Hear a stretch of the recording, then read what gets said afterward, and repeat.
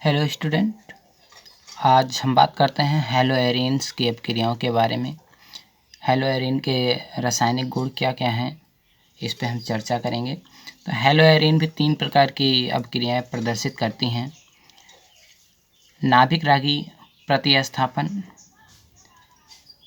ये जो है पहली अपक्रिया। दूसरी है इलेक्ट्रॉन रागी प्रतिस्थापन अपक्रिया और तीसरी है धातुओं के साथ अपक्रिया। हैलोएरिन 3 प्रकार की प्रतिस्थापन अपक्रियाएं प्रदर्शित करते हैं: नाभिक रागी, इलेक्ट्रॉन रागी तथा धातुओं के साथ अपक्रिया। जिनमें से नाभिक रागी प्रतिस्थापन जो है वो बहुत ही कम प्रदर्शित करती हैं, उसके प्रति बहुत ही कम क्रियाशील होती हैं। उसके कई रीजन्स हैं। नंबर 1, इनकी जो हैलोएरिन की जो संरचनाएं होती हैं उनमें अनुनाद संरचनाएं बहुत पाई जाती हैं, क्योंकि इनमें जैसे जैसे इलेक्ट्रॉन अलग अलग कार्बन के पास जाता है उस प्रकार से उनमें अलग अलग संरचनाएं बनती जाती हैं, जिसे अनुनाद संरचना कहते हैं। अनुनाद संरचना में अलग अलग अनुनादी संरचना की अपनी अपनी अनुनाद ऊर्जा होती है, इसलिए ये नाभिक, इनका जो नाभिक होता है उस पर जो दूसरे अणु होते हैं वो अटैक नहीं कर पाते हैं। इस प्रकार से ये बहुत ही कम प्रतिक्रिया दिखाती हैं। अनुनाद के कारण कार्बन और हैलोजन परमाणुओं के मध्य जो आबंध होता है वो आंशिक रूप से द्विबंध में परिवर्तित हो जाते हैं, उसमें आंशिक द्विबंध होता है। इसके परिणाम स्वरूप हैलोएल्केन जो होते हैं वो हैलोएरिन की तुलना में अधिक क्रियाशील होते हैं और हैलोएरिन जो होते हैं वो बहुत ही कम क्रियाशील होती हैं।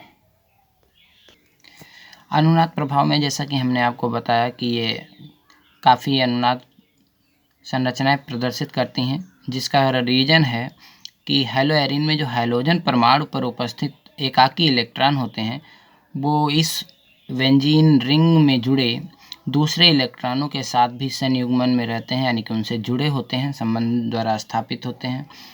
इस प्रकार से इनकी कई संरचनाएं बन जाती हैं जो निम्न हैं। देखते हैं यहाँ पे पहली संरचना क्लोरोबेंजीन की लेते हैं। Cl लगा है और ये बेंजीन की संरचना क्लोरोबेंजीन हो गया। ये क्लोरोबेंजीन में होता क्या है, इसके पास 7 इलेक्ट्रॉन, 8वां इससे कार्बन से जुड़ा होता है, जिसमें जो इसका हैलोजन परमाणु पर एकाकी इलेक्ट्रॉन जो होते हैं वो इस पे टूटकर इस इलेक्ट्रॉन के साथ जुड़ने का कार्य संयुग्मन करते हैं, जिसके परिणाम स्वरूप एक इलेक्ट्रॉन ये जब दे देते हैं तो ये हो जाते हैं धनावेशित के रूप में। यहाँ पे नहीं, यहाँ से एक इलेक्ट्रॉन गया तो यहाँ पे जो Cl है वो क्या हो जाएगा, धनावेशित हो जाएगा। ये एक इलेक्ट्रॉन देने के बाद धनावेशित हो जाते हैं, जिसके परिणाम स्वरूप इसमें जो द्विआबंध होता है ये टूट जाता है और ये इसका जो इलेक्ट्रॉन होता है ये कार्बन ग्रहण कर लेता है। कार्बन जब इलेक्ट्रॉन ग्रहण करता है तो इसके परिणाम स्वरूप यहाँ पे ये माइनस चार्ज में परिवर्तित हो जाते हैं। इस प्रकार से जब ये माइनस में होते हैं तो ये टूट गया है, तो यहाँ पे अभी आपको केवल 2 एरो मिलेंगे, ये डबल बॉन्ड, ये डबल बॉन्ड, ये डबल बॉन्ड टूट जाता है। इसके कारण से ये कार्बन ऋणात्वेशित हो जाता है। तो यहाँ पे आपको ये अनुनाद संरचनाएं मिलती हैं।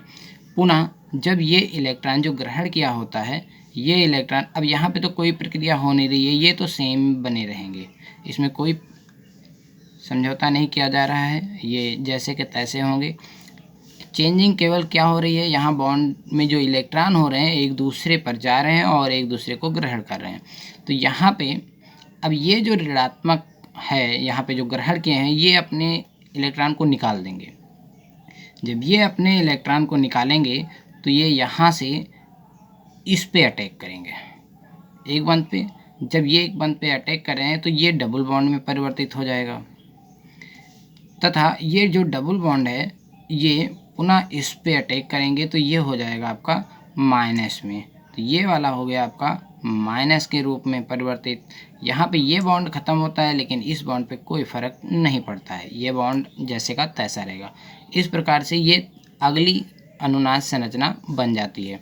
पुनः ये ऋण आवेश जो होता है ये इस पे अटैक कर जाते हैं, यानी कि ये पुनः इस बॉन्ड पे अटैक करेंगे तो यहाँ पे यहाँ पे ये डबल बॉन्ड बन जाएगा। क्या होगा? डबल बॉन्ड, क्योंकि यहाँ से ये अटैक किए तो ये यहाँ पे ग्रहण हुआ तो यहाँ पे क्या बना? डबल बॉन्ड हो जाता है। क्योंकि यहाँ पे डबल बॉन्ड है, ये डबल बॉन्ड ही रहेगा। अब यहाँ पे जब आने के बाद इस कार्बन पे आ गया तो ये कार्बन करता क्या है?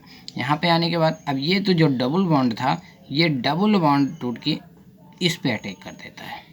तो जहाँ पे डबल बॉन्ड टूटने के बाद ये डबल बॉन्ड समाप्त हो जाता है और यहाँ पे ऋण आवेश हो जाता है, क्योंकि ये कार्बन इलेक्ट्रॉन को ग्रहण कर लेता है। इस प्रकार से आपको ये संरचना प्राप्त हो जाती है।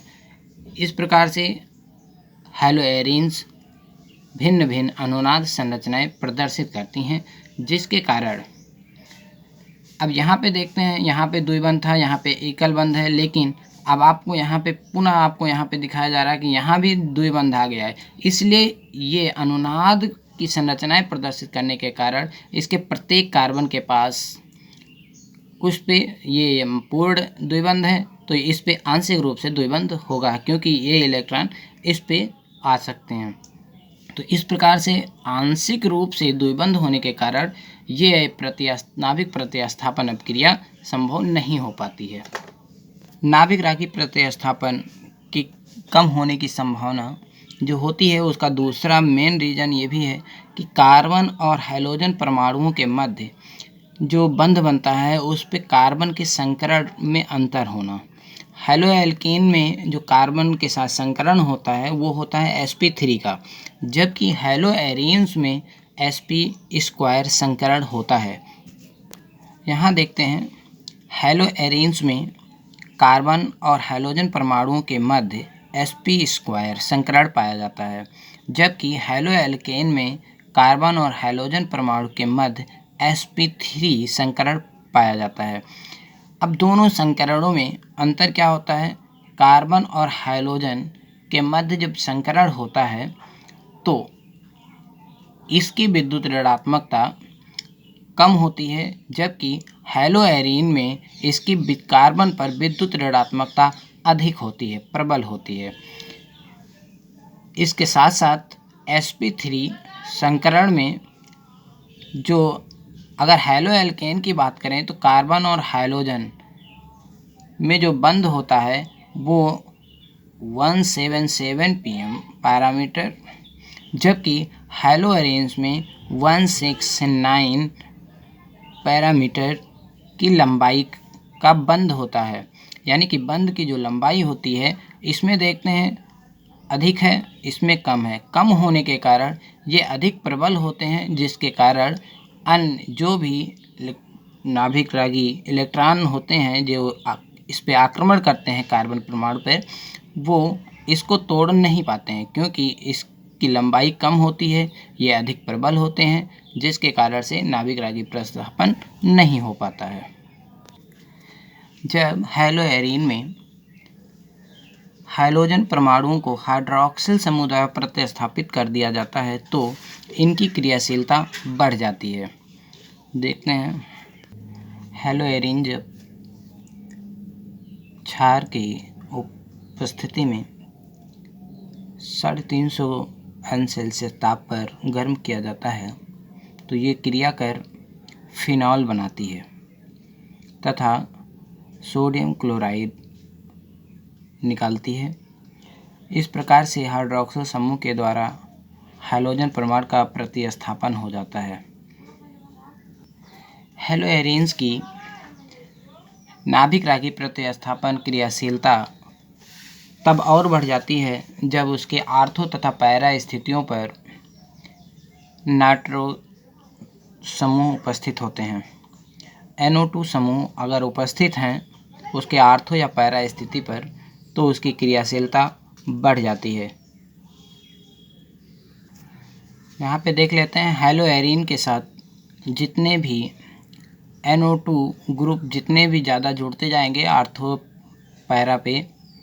अथवा पैरा पे जुड़े, यहाँ पे पैरा पे जुड़ा है, यहाँ आर्थो और पैरा पे जुड़ा है, यहाँ दोनों आर्थो और पैरा पे जुड़ा है, दोनों आर्थो पे तथा पैरा पे लगा हुआ है।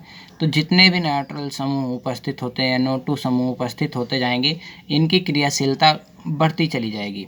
जैसे यहाँ पे हाइड्रॉक्सिल समूह के द्वारा प्रतिस्थापन में आपको 623 की आवश्यकता थी, 623 केल्विन ताप की आवश्यकता थी। इसमें अगर हमें हाइड्रोजन परमाणु को प्रतिस्थापित करनी है तो उसके लिए हमें 443 केल्विन ताप की ही आवश्यकता होगी, क्योंकि इसमें पैरा पे एक NO2 समूह उपस्थित है।